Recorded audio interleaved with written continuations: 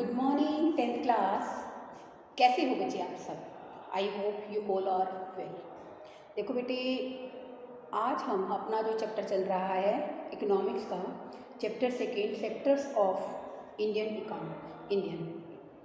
Economy, हमारी भारतीय अर्थव्यवस्था में कितने सेक्टर्स हैं, उसी के अंदर बेटे एक बहुत ही अच्छा क्वेश्चन है, where are most of the people employed.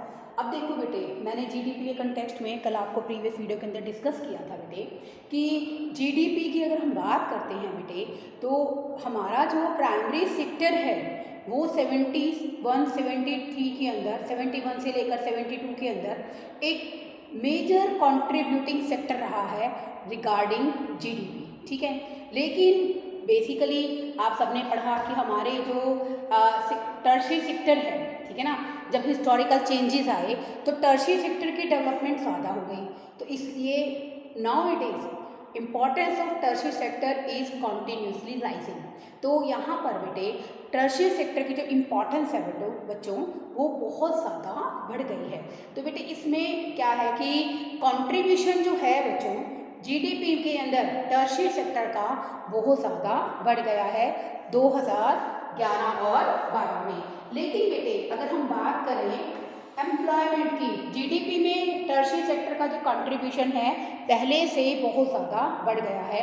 लेकिन बेटे आज भी अगर हम लोग एम्प्लॉयमेंट जनरेशन की बात करते हैं तो agriculture sector is still a dominating sector. देखो बेटे आप देख सकते हो ये एम्प्लॉयमेंट कंट्रीब्यूशन है डिफरेंट सेक्टर्स का। तो बेटे पहले 1972-73 के अंदर 74% people are engaged in agriculture sector, it means primary sector. But still in 2011 and 12 अगर हम लोग कंपैरिजन करते हैं ना बेटे, आज भी एम्प्लॉयमेंट प्रोवाइडिंग जो मेन डोमिनेटिंग सेक्टर है that is also the primary sector. ये है बच्चों हमारा सेकेंडरी सेक्टर की रिव्यू, ठीक है, और ये है बच्चों हमारा टर्शियरी सेक्टर। ओके, तो बेटे अगर हम बात करें तो आज भी प्राइमरी सेक्टर एम्प्लॉयमेंट के मामले में सभी सेक्टर से आगे है। तो इसका अर्थ क्या है बच्चों, जीडीपी में कंट्रीब्यूशन तो पहले से कम हो गया है प्राइमरी सेक्टर का, लेकिन इसके बावजूद भी एम्प्लॉयमेंट जनरेशन के मामले में आज भी एग्रीकल्चर सेक्टर के अंदर ज़्यादा से ज़्यादा लोगों को क्या मिल रहा है, रोजगार मिल रहा है। पहले मिल रहा था 74% को, अब कितना मिल रहा है बच्चों, 49%, जबकि जीडीपी कंट्रीब्यूशन केवल कितना रह गया है एग्रीकल्चर सेक्टर का, 11 to 12% रह गया है। तो इसका मतलब क्या है कि जो एग्रीकल्चर सेक्टर में लोग काम कर रहे हैं वो अपना काम सही तरीके से नहीं कर रहे, ठीक है ना। इसका मतलब यही है कि लोग तो आज भी 49% का लगे हुए हैं प्राइमरी सेक्टर में, और जबकि सर्विस सेक्टर की अगर बात करें एम्प्लॉयमेंट प्रोवाइड रेशो कितनी है बेटा, 27%। अगर हम बात करें बच्चों तो यहाँ पर लगभग क्या है, एम्प्लॉयमेंट ज़्यादा मिल रही है प्राइमरी सेक्टर में। तो बेटे प्राइमरी सेक्टर में इतने ज़्यादा लोग लगे हुए हैं, उसके बावजूद भी जो प्रोडक्शन है, जो जीडीपी में कंट्रीब्यूशन है वो बहुत ज़्यादा कम है comparable to the tertiary sector. ऐसा क्यों है, what is the reason behind this? इसके पीछे बच्चों कारण क्या है कि बेसिकली एग्रीकल्चर सेक्टर में क्या है, अंडर एम्प्लॉयमेंट क्या होता है बेटे, अल्प रोजगार, ठीक है ना। When more people are engaged in a same activity, जब बहुत सारे लोग बेटे जितनी ज़रूरत है उससे ज़्यादा लोग बेटे एक पर्टिकुलर सेक्टर में काम करते हैं, तो बेटे वहाँ पर सभी अपने पूरे एफर्ट्स नहीं कर पाते। क्यों नहीं कर पाते?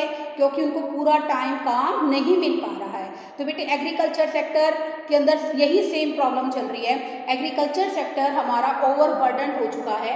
क्यों ओवरबर्डन हो चुका है? एक तो बेटे इसका कारण ये भी है जो लॉ ऑफ इनहेरिटेंस है, यानी कि उत्तराधिकार का जो अधिकार है बेटे, उसके कारण बेटे जो लैंड है वो स्मॉल पार्ट्स में डिवाइड होती जा रही है, फ्रेगमेंटेड होती जा रही है।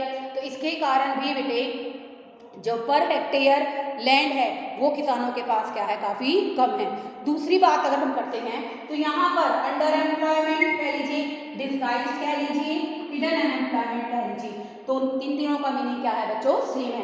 प्राइमरी सेक्टर के अंदर बेटे अल्प रोजगार या अदृश्य बेरोजगारी कह लीजिए बेटे इसको, ठीक है ना, या छिपी हुई बेरोजगारी कह लीजिए, वो बहुत ज़्यादा है because more people are engaged in agriculture sector than the requirement. यानी कि कहने का मतलब यहाँ पर क्या है बच्चों कि एग्रीकल्चर सेक्टर में जितने लोगों की ज़रूरत है उससे ज़्यादा लोग क्या लगे हुए हैं, काम पर लगे हुए हैं। इसलिए बेटा एम्प्लॉयमेंट जनरेशन में तो एग्रीकल्चर सेक्टर आगे है, ठीक है, लेकिन जीडीपी के मामले में एग्रीकल्चर सेक्टर क्या हो गया है, काफ़ी पीछे हो गया है। अब कई बार हमारे दिमाग में क्वेश्चन आता है, क्या हिडन अनएम्प्लॉयमेंट केवल और केवल एग्रीकल्चर सेक्टर में है? No, hidden employment is also exist in service sector. कैसे बेटे?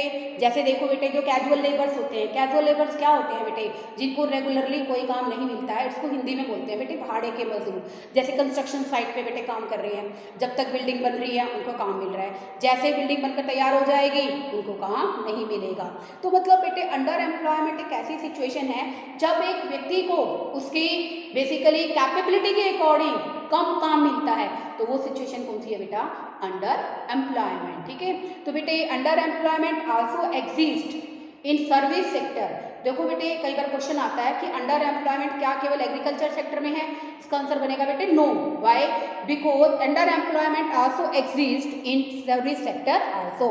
जैसे बेटा बात करते हैं हम लोग कैजुअल वर्कर की, भाड़े के मजदूर बेटे, कभी काम मिल रहा है कभी काम नहीं मिल रहा है, रेगुलर बेस पर उनको कोई काम नहीं मिल रहा है, तो बेटे वो कुछ समय के लिए वो भी क्या रहते हैं? बेरोजगार रहते हैं। ऐसे ही बच्चों सीजनल वर्कर्स होते हैं। सीजनल वर्कर्स क्या होते हैं? आपने देखा होगा बेटे में बहुत सारे जो बेसिकली क्या करते हैं, रेडी लगाते हैं, ठेले लगाते हैं बेटे।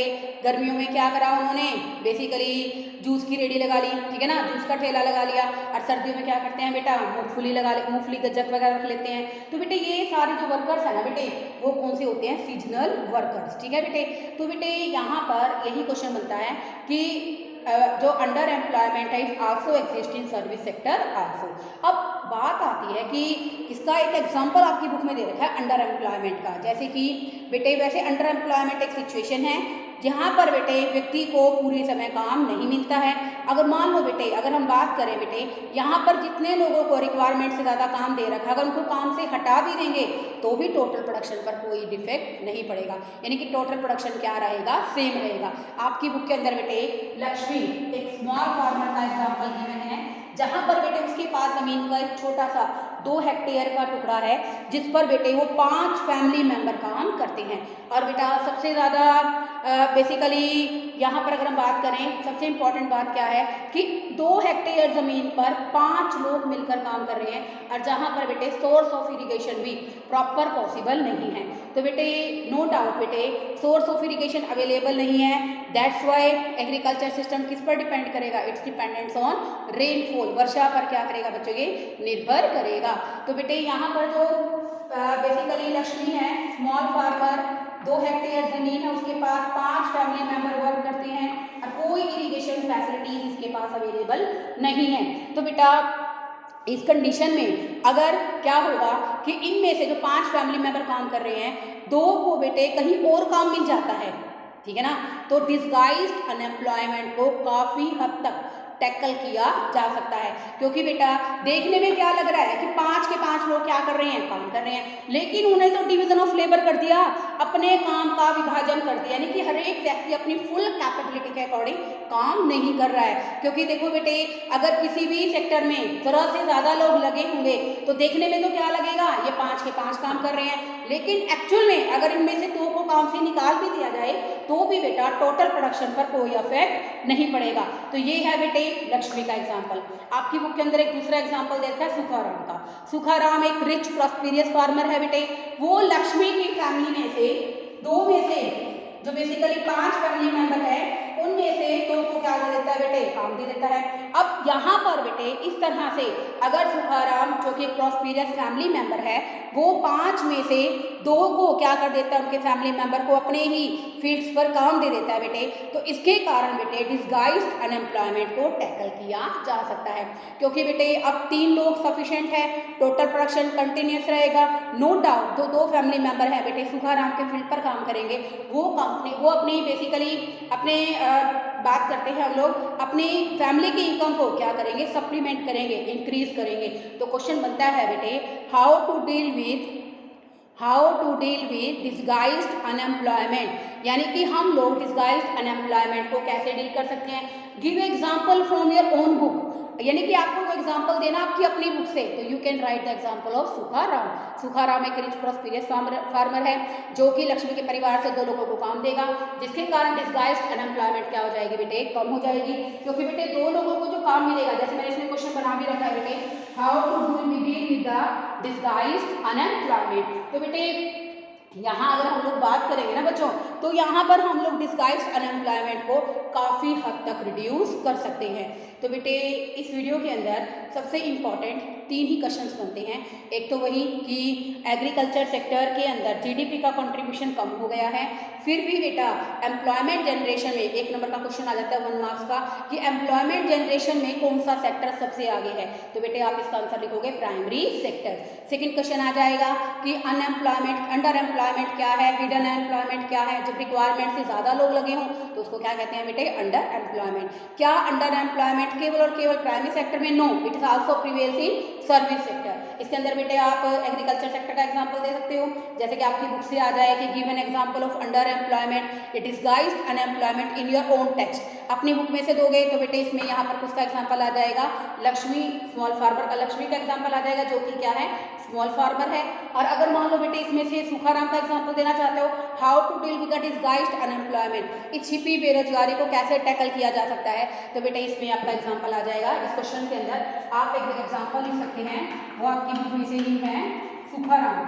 ठीक है बच्चों, तो बेटे वीडियो के दौरान आपको जितने भी क्वेश्चंस बताए जाते हैं बच्चों, आप इन क्वेश्चंस को अच्छे तरीके से डील किया करो।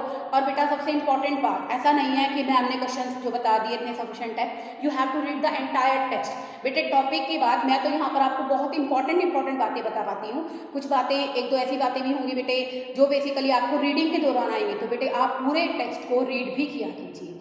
अगर कोई प्रॉब्लम है, कोई बात नहीं समझ में आई है, then you can ask me. Okay, thank you students.